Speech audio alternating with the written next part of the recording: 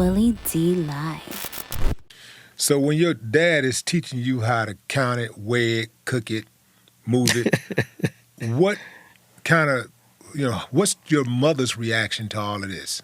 Like, how is she, what does she come into play? She just used to tell us to be careful, and she was behind her husband. No matter what. See, they played in the band. They traveled doing music and stuff. They did all that, but my dad was a hustler.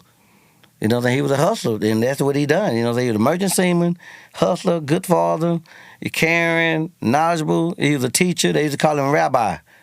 So he's a teacher. Mm-hmm. So he taught us about the game. Because like I was just telling you, he said, man, I don't want you to go shoot dice. You want to shoot dice? I'm going to take you to somebody, let them show you how to shoot dice, how to pad roll, how to practice everything. You want to be a jacker? I'm going to take you over here and show you somebody I know, I trust. They're going to talk to you about being a jacker. I'm not going to let you just go and talk to anybody about doing anything wrong. Now, what I do need you to do is go to school and get a little book sense, all right? Because you got a lot of common sense. I'm going to make sure I put some street sense in you, and you'll have a lot of sense. That was his whole thing, to get some book sense. You ain't got to be the smartest one in the class. Just listen. So absorb some of it. Your common sense is already up here, Troy. You got good common sense. I'm going to teach you street sense. And you'll have a lot of sense. You'll be able to go sit in anybody's room, anywhere, and talk to anybody about anything. Because your common sense is going to kick in when your book sense ain't got it. Ain't on their level what they talking about. But your common sense will be able to just to hold a conversation. And your street sense is going to know when they bullshitting you. Now, did your dad end up in jail? Nope. My dad never been in prison.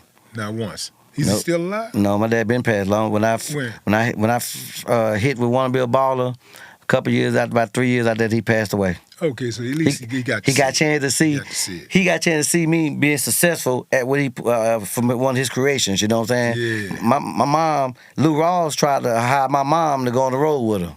Mm-hmm. Lou Rawls came to my mama's show one night and heard us singing. This before I was born, and he said, "Hey, I need you to come on the road with me. I want to cut a record with you." See, so the next morning he came to the house. My dad and my mom came to the house. Asked her to go on the road with her, and my mom said, well, my husband got to go too. He said, well, man, Mr. J, I don't need another saxophone player. I just need your wife. And mama said, if he can't go, I can't go. And so that was their chance to cut a record, and though they never got a chance to cut one. Mm-hmm. And if they would have went on the road, I wouldn't have been here. Mm. What was life like on the road for you? Did you get a chance to tour Wanna Be a Baller? Yeah. Yeah.